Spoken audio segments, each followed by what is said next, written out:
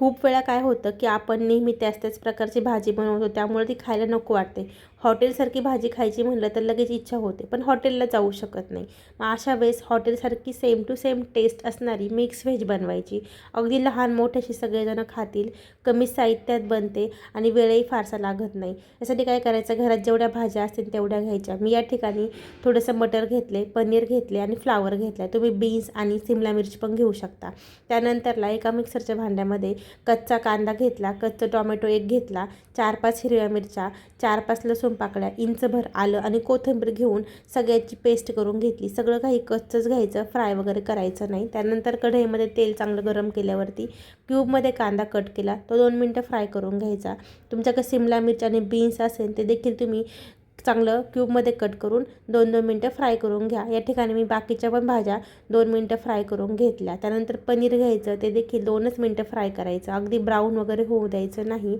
सगळ्या भाज्या एका डिशमध्ये काढून घेतल्या. त्यानंतर त्याच कढईमध्ये थोडंसं तेल टाकायचं अजून आणि केलेली पेस्ट टाकून द्यायची.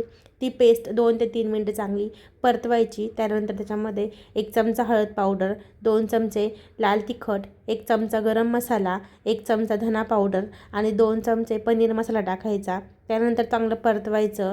वरून 2 ते 3 चमचे गावठी तूप टाकायचं आणि 1 ते 2 चमचे दही टाकायचं. दही ऑप्शनल आहे, तुमच्याकडे असेल ते टाका, अदरवाईज स्किप करू शकता.